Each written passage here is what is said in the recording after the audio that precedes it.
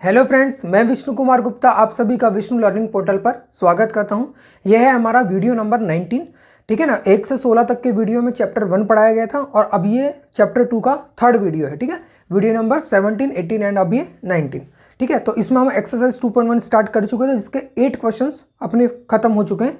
9 और 10 दो क्वेश्चन बचेंगे। ठीक है, तो आज उनको देखते हैं। देखो पहले क्वेश्चन नंबर 9 क्या दिया हुआ है। Let A and B be two set such that n A बराबर 3, यानी कि सेट ए में कितने एलिमेंट दिए हुए हैं आपको, 3 एलिमेंट, एंड एन बी बराबर 2, यानी कि सेट बी में आपको दिए हुए हैं 2 एलिमेंट। ठीक है, तो if x,1 y,2 and z,1 are in A cross B, इसने बोला है कि ए और बी का जब मैं कार्टेशियन प्रोडक्ट करता हूं तो मुझे ये 3 एलिमेंट तो मिलते ही हैं। ठीक है ना, इसने बोला है कि 3 एलिमेंट अपने किसके अंदर है, ए क्रॉस बी के अंदर है। ये क्या है आपके ऑर्डर्ड पेयर।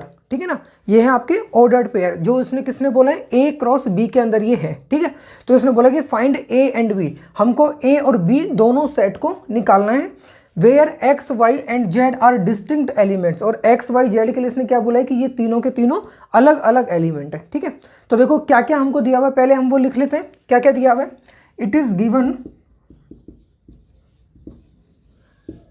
गिवन दैट, क्या क्या हमको दिया हुआ है कि ए के अंदर अपने कितने एलिमेंट हैं, 3, और बी के अंदर है हमारे 2 एलिमेंट, और साथ में क्या बोला है, एंड ये तीनों चीज x,1 y,2 एंड z,1, ठीक है, are in A cross B. ठीक है, ये भी हमको दिया हुआ है। एक ये दिया हुआ था 3 एलिमेंट है, इसमें 2 एलिमेंट है, और ये तीनों के तीनों किस में है, ए क्रॉस बी में है।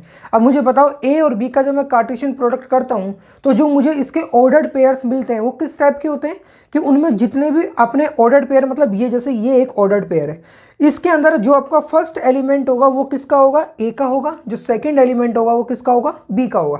तो देखा जाए तो हमें यहीं से पता चल रहा है कि ए के अंदर क्या क्या होगा, एक्स होगा, वाई होगा और जेड होगा, यानी कि 3 एलिमेंट हुए। चेक करो, इसने भी 3 ही बोला हमको।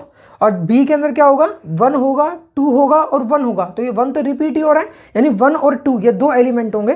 तो आप देखो इसमें इसने भी अपन को 2 ही बोले, तो अपना काम यहीं से बन चुका है। लेकिन फिर भी कॉपी चेक करने वाला फुल्ली सेटिस्फाइड हो जाए उसके लिए हमें क्या करना है, इसको थोड़ा सा और अच्छे से करना है। क्या लिखेंगे हम, देखो कि इसमें जो सेट ए होगा वो क्या होगा, सेट ऑफ ऑल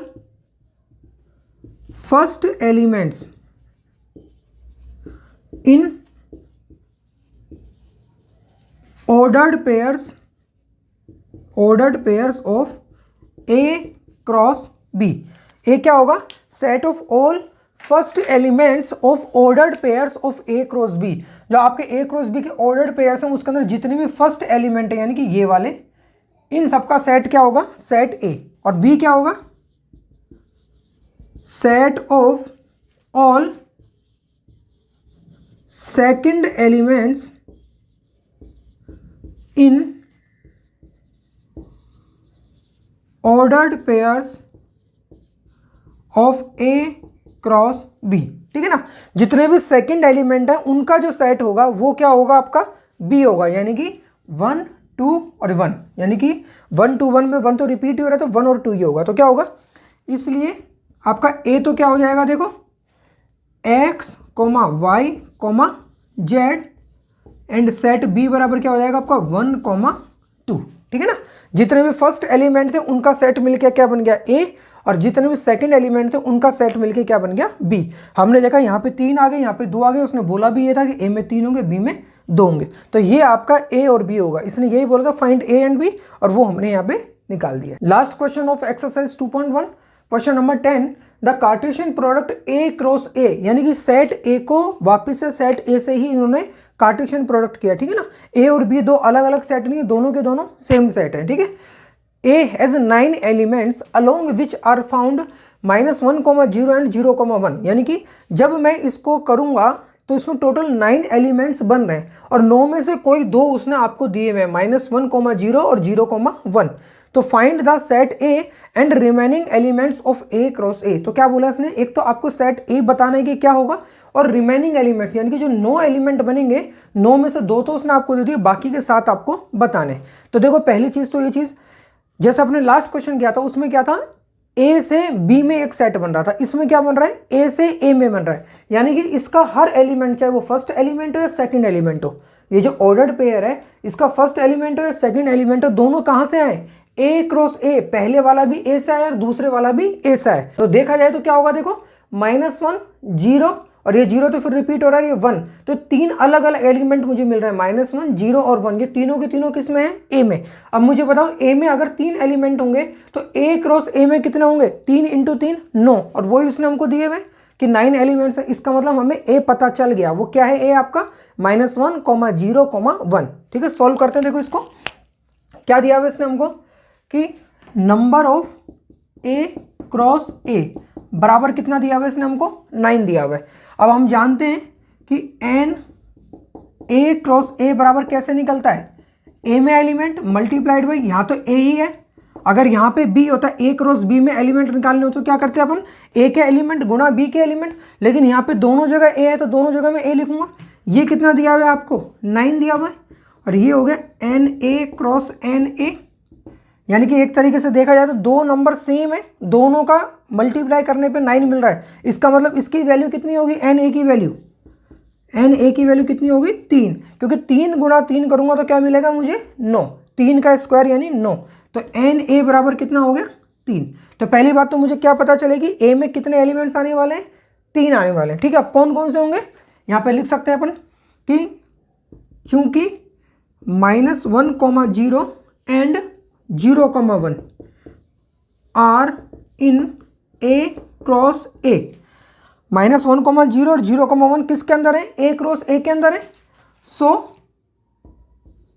सो तीन कौन कौन से, देखो -1, 0 और 1, -1, 0 और ये 1, तीनों के तीनों किस में बिलोंग करेंगे, ए में बिलोंग करेंगे, क्योंकि ये भी ए है और ये भी ए है, ए क्रॉस ए है ना, ए का ए से ही मैं कार्टेशियन प्रोडक्ट कर रहा हूं, तो इसका मतलब फर्स्ट एलिमेंट और सेकंड एलिमेंट दोनों ही कहां से मिल रहे हैं मुझे, ए से मिल रहे हैं। तो कौन कौन से मिल रहे हैं, देखो -1 मिल रहा है, 0 मिल रहा है, ये तो 0 रिपीट हो रहा है कोई मतलब नहीं, और लास्ट में 1 मिल रहा है, तो तीनों किस में बिलोंग कर रहे हैं, ए के अंदर, और मैंने देखा ए के अंदर है भी कितने, 3 ही है, तो इसका मतलब ए क्या बन गया आपका, इसलिए ए बराबर क्या बन गया आपका -1, 0, 1।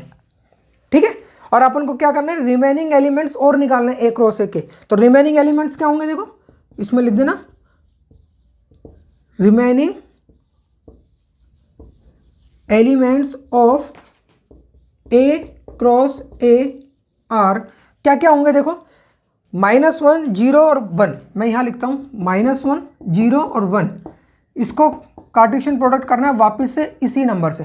तो -1 का पेयर बनेगा एक बार -1 के साथ, एक बार 0 के साथ, एक बार 1 के साथ में। ठीक है, वैसे 0 का पेयर बनेगा इन तीनों के साथ में और एक बार 1 का पेयर बनेगा। तो जो आपके 9 पेयर टोटल बनने वाले हैं, 9 में से 2 तो उसने यहाँ हमको दिए हुए, वो तो लिखना नहीं है, बाकी का सब लिख देना। ठीक है, तो देखो पहला क्या होगा, -1 का -1 के साथ में लिखा हुआ है, नहीं लिखा हुआ तो लिख दो इसको, -1, 1, फिर -1, 0 ये लिखा हुआ है तो इसको नहीं लिखना, फिर -1, 1 नहीं लिखा हुआ लिख दो, फिर 0 का इन तीनों के साथ में, 0 तो यहाँ है ही नहीं कहीं पे, अच्छा ये रहा 1, तो 0 का पहले बन गया -1 के साथ में, फिर 0 का बनेगा 0 के साथ में, फिर 0 का बनेगा 1 के साथ में, लेकिन 0, 1 ऑलरेडी लिखा हुआ है तो उसको हम नहीं लिखेंगे। उसके बाद में देखो 1 का -1 के साथ नहीं लिखा हुआ, तो 1, -1, 1 का 0 के साथ में, 1 का 0 के साथ नहीं लिखा हुआ, तो 1, 0, और लास्ट 1 का 1 के साथ में वो भी नहीं लिखा हुआ, एंड 1, 1। तो ये होंगे इसके बाकी के बचे हुए 7 एलिमेंट, 1, 2, 3, 4, 5, 6, 7 और 2 यहाँ आ चुके हैं। ठीक है, यहाँ पे मुझे 9 के 9 एलिमेंट नहीं लिखना है, अगर 9 के 9 लिखूंगा तो वो क्या रिमेनिंग होंगे, वो रिमेनिंग नहीं होंगे, वो तो अपने टोटल एलिमेंट होंगे, जबकि यहाँ पे मुझे टोटल नहीं केवल रिमेनिंग एलिमेंट ही लिखने थे। ठीक है ना, तो ए क्रॉस ए लिखना सिंपल है, लेकिन इन दोनों को हटा के बाकी के बचे हुए 7 ही आपको लिखना है। समझ में आया। नेक्स्ट देखो आप, जो आपकी एक्सरसाइज 2.1 वो आपकी पूरी खत्म हुई, वो किस पे बेस्ड थी, वो आपकी कार्टेशियन प्रोडक्ट पे बेस्ड थी। सेकंड जो है एक्सरसाइज 2.2 वो है आपकी रिलेशंस के ऊपर, और 2.3 जो आएगी वो आएगी आपकी फंक्शंस के ऊपर। ठीक है, तो यहाँ पे हम एक्सरसाइज 2.2 की स्टार्टिंग करते हैं। पहले उसकी आप थ्योरी समझिए, थ्योरी में है आपका संबंध यानी रिलेशन होता क्या है। ठीक है, देखो मुझे एक बात बताओ, मैंने यहाँ पे आपके लिए एक डायग्राम बनाया है, कि एक सेट P है, उसमें 3 एलिमेंट है A B C, ठीक है ना। ये इस शेप में क्यों बना है, ये इसको समझने के लिए आपका बहुत ही आसान तरीका है।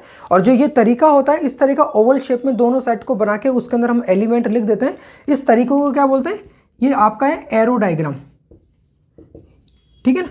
ये है आपका एरो डायग्राम, ठीक है। एरो डायग्राम की हेल्प से अपन इसको समझेंगे। देखो जैसे मान लो एक सेट है आपका P जिसमें एलिमेंट है आपका A B C, एक सेट है आपका Q, उसमें ये 5 लोगों के नाम है अली, भानु, बिनोय, चंद्रा और दिव्या, ठीक है। अब मुझे बताओ, अगर मुझे P का Q के साथ में कार्टेशियन प्रोडक्ट करना है तो मुझे बताओ इसमें कितने एलिमेंट मुझे मिलने वाले हैं। ये सबको पता है आपका, A का एक बार अली के साथ, एक बार भानु के साथ, बिनोय, चंद्रा और दिव्या, यानी 5 बार इसके साथ। वैसे B बनेगा 5 बार और C बनेगा 5 बार, कितना होगा 3 गुणा 5, यानी कि 15 एलिमेंट बनने वाले हैं। ये अपन पढ़ चुके हैं। N number of P cross Q बराबर क्या होता है, number of P cross number of Q। इसमें है 3 आपके, इसमें है 5, तो आंसर कितना आ जाएगा 15। तो यानी इसमें और इसकी बात करें तो कितने ऑर्डर्ड पेयर बनने वाले हैं, 15 बनने वाले हैं। लेकिन मुझे एक बात बताओ, अगर इन 15 पेयर्स मुझे नहीं चाहिए, एक पर्टिकुलर आपको कुछ बोल दिया जाए कि मुझे इस टाइप के पेयर ही चाहिए, यानी एक कंडीशन आपके ऊपर लगा दी गई है, उस कंडीशन के तहत जब पेयर निकलेंगे तो मुझे बताओ कितने निकलेंगे, मैक्सिमम कितने निकल सकते हैं। जब ये 15 पेयर बन रहे हैं, या तो वो मैक्सिमम 15 निकलेंगे या फिर उससे कुछ कम निकलेंगे। तो यानी कि जब रिलेशन जो आपके होते हैं, रिलेशंस का आपके अंदर कितने सबसेट बनते हैं। अगर रिलेशन की मैं बात करूं, रिलेशन की बात करूं और एक तरफ है आपका Cartesian product P cross Q, तो जो रिलेशन होगा या तो वो P क्रॉस Q के बराबर ही होगा या फिर उससे छोटा होगा, क्योंकि उसमें एक कंडीशन लगा दी है। तो कंडीशन लगाने से क्या होगा, हो सकता है कुछ एलिमेंट उसमें से हट जाए। जैसे कि मैं भी आपको बताता हूं, देखो मैंने आपको बताया P क्रॉस Q अपना, जब ये हम करेंगे कार्टेशियन प्रोडक्ट कितने आएंगे आपका, जैसे मान लो फर्स्ट एलिमेंट आपका क्या बनेगा, A का बन गया अली के साथ में, ठीक है। फिर आपका A हो गया भानु के साथ में, ओके, इस तरीके से चलता जाएगा।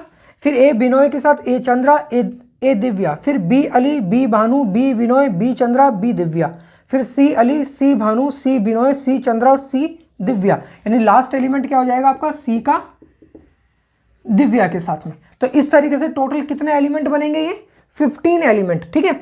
लेकिन अगर तो इसमें तो कितने बन रहे हैं आपके 15। अगर मैंने एक कंडीशन लगा दी है, एक रिलेशन बना दिया, जैसे सपोज करो ये एग्जांपल आपकी बुक का एग्जांपल है, ठीक है। इसमें क्या कंडीशन लगाई हुई है, इन्होंने बोला है कि जो सेट A यानी कि जो फर्स्ट एलिमेंट है आपका, जो ऑर्डर्ड पेयर बनेगा, उसका फर्स्ट एलिमेंट जो सेकंड एलिमेंट बनेगा उसका फर्स्ट लेटर होना चाहिए। सेकंड एलिमेंट क्या बनेगा आपका, या तो अली बनेगा या भानु बनेगा या बिनोय, चंद्रा और दिव्या। क्या बोल दिया इसने आपको, जो आपका फर्स्ट एलिमेंट होगा वो सेकंड एलिमेंट का क्या होना चाहिए, फर्स्ट लेटर होना चाहिए। अब मुझे बताओ अली का फर्स्ट लेटर क्या है, ए है, यानी इसका रिलेशन केवल ए के साथ ही बनेगा और किसी के साथ नहीं बनेगा, ठीक है। बिनोय, भानु और बिनोय दोनों का क्या है, बी है, तो इसका किसके साथ बनेगा, भानु के साथ में, और बी का ही किसके साथ बनेगा, बिनोय के साथ में, okay.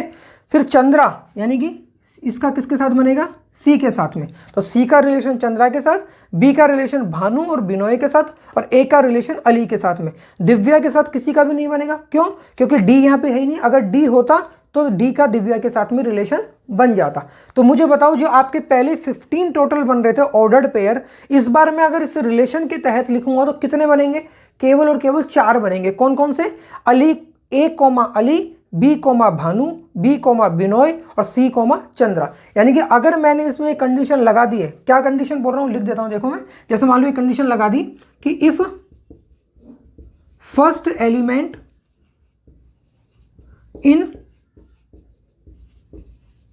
ordered pair is first letter of second element।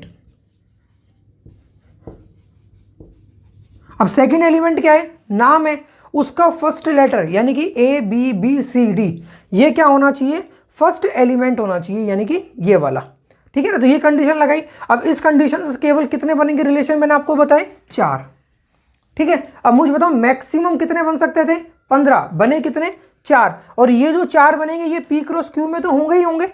जब मैं P क्रॉस Q के टोटल 15 एलिमेंट लिखूंगा तो उन 15 में ये 4 तो होंगे ही होंगे, यानी इसका हर एलिमेंट इसमें मौजूद होगा। तो इससे क्या चीज़ पता चली मुझे कि जो रिलेशन होता है वो किसी भी दो सेट के कार्टेशियन प्रोडक्ट का क्या होता है, सबसेट होता है। ठीक है ना, क्योंकि सबसेट की क्या डेफिनेशन होती है कि उसमें जो सबसेट होता है उसका हर एलिमेंट उसके सुपर सेट में मौजूद होना चाहिए। और उसका सुपर सेट क्या है, इस केस की बात करूं मैं, इस केस में सुपर सेट है इन दोनों का कार्टेशियन प्रोडक्ट, इनका कार्तीय गुणन, और कार्तीय गुणन में तो सब कुछ आने वाला है। और इसके अंदर क्या होगा, कंडीशन बेस्ड एलिमेंट आने वाले हैं, केवल जिन जिन में आपने जो कंडीशन लगाई है और वो कंडीशन अगर आपकी सेटिस्फाई हो रही है तो केवल वही एलिमेंट आने वाले हैं। इसका मतलब इसमें इससे या तो बराबर आएंगे या इससे कम ही आने वाले हैं, ज़्यादा तो हो ही नहीं सकते क्योंकि मैक्सिमम तो यहाँ हो ही चुके हैं। तो ये हमेशा इसका क्या होगा, सबसेट होगा। ठीक है, तो ये मैंने आपको जो रिलेशन होता है वो क्या होता है ये आपको समझा दिया मैंने। अब रिलेशन को लिखते कैसे, इसकी डेफिनेशन वो मैं बता, तो डेफिनेशन देखते हैं। देखो इसकी पहली क्या है, डोमेन। तो डोमेन की क्या हो जाएगी, देखो द सेट ऑफ ऑल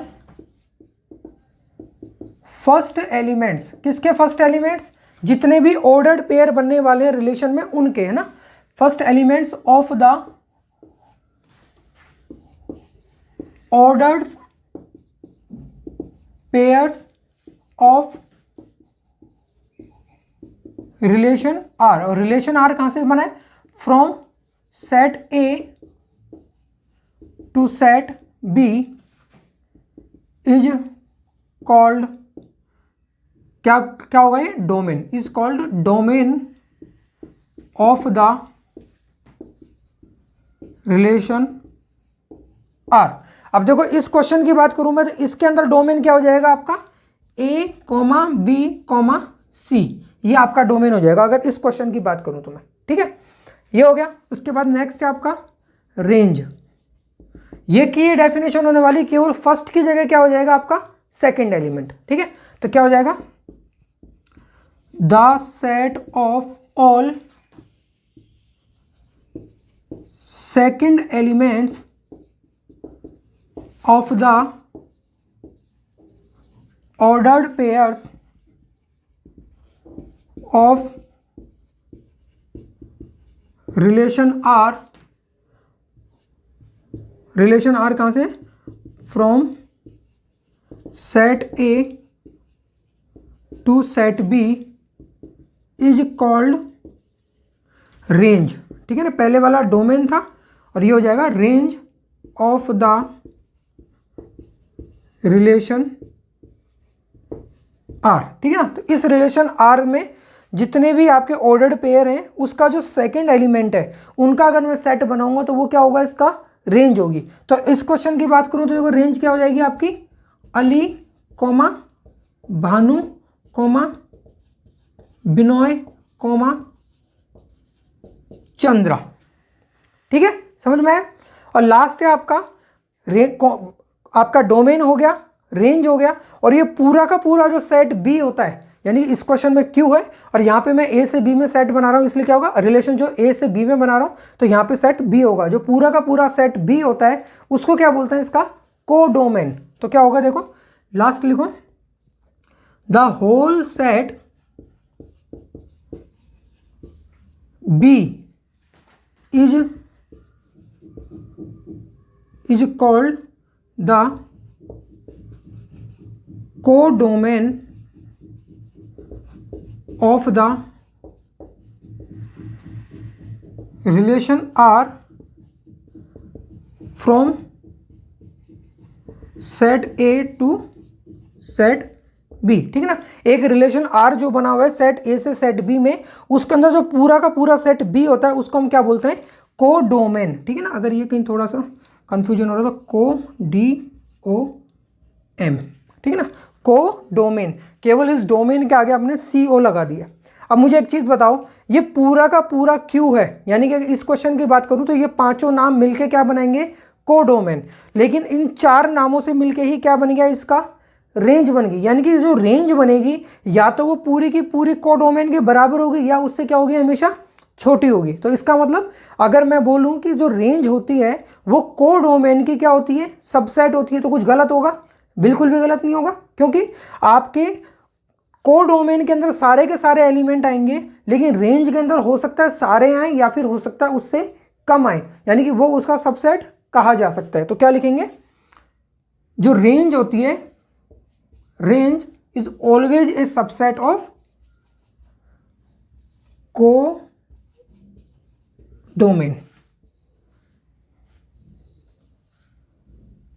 ठीक है ना, रेंज क्या होती है, कोडोमेन का सबसेट होती है। एक और चीज बची है वो और बता दूं आपको मैं। आपको जैसे मान लो दो सेट दिए हुए हैं, एक पी दिया हुआ है, क्यू दिया हुआ है, इसमें 3 एलिमेंट है, इसमें 5 एलिमेंट है। बोला जाए कि सेट ए से सेट बी में टोटल कितने रिलेशन बन सकते हैं, तो क्या होगा, कैसे निकालेंगे बताओ। अगर आपसे पूछा जाए कि सेट ए से सेट बी में टोटल कितने रिलेशन बन सकते हैं, तो उसका क्या है, देखो बिल्कुल सिंपल तरीका। आपको क्या देखना है कि इनके कार्टेशियन प्रोडक्ट में टोटल कितने एलिमेंट्स हो सकते हैं। तो मैंने देखा इसमें 3 है, इसमें 5 है, यानी कि कितने हो गए टोटल एलिमेंट्स, 3 गुणा 5 कितने हुए, 15। ये समझ में आया। तो 15 अगर इनके कार्टेशियन प्रोडक्ट में एलिमेंट्स हुए, पी क्रॉस क्यू बराबर कितना हो गया, 15। तो इस पी क्रॉस क्यू, इस कार्टेशियन प्रोडक्ट वाला जो सेट है, इसके मैं टोटल कितने सबसेट बना सकता हूं, वो ही इसमें क्या होगा, नंबर ऑफ रिलेशंस की आंसर होगा, नंबर ऑफ रिलेशंस होगा इसमें। ठीक है ना, क्या बोल रहा हूं मैं, देखो पी क्रॉस क्यू में कितने एलिमेंट्स आएंगे, 15 एलिमेंट आएंगे। ठीक है, अब मुझे बताओ पी क्रॉस क्यू के मैक्सिमम पॉसिबल सबसेट्स कितने होंगे, मुझे बताओ। अगर किसी सेट में 2 एलिमेंट होते हैं तो उसके सबसेट कितने बनते हैं, 2 की पावर 2। ठीक है, किसी में 5 होता है तो 2 की पावर 5। यहाँ पे 15 है तो इसके सबसेट कितने बनेंगे, मैक्सिमम 2 की पावर 15। तो जितने इसके सबसेट बन सकते हैं उतने ही मैं बोल सकता हूं कि P से Q में टोटल रिलेशंस बन सकते हैं। तो डेफिनेशन कैसे लिखेंगे, देखो इसकी क्या लिखेंगे, the total number of relations that can be defined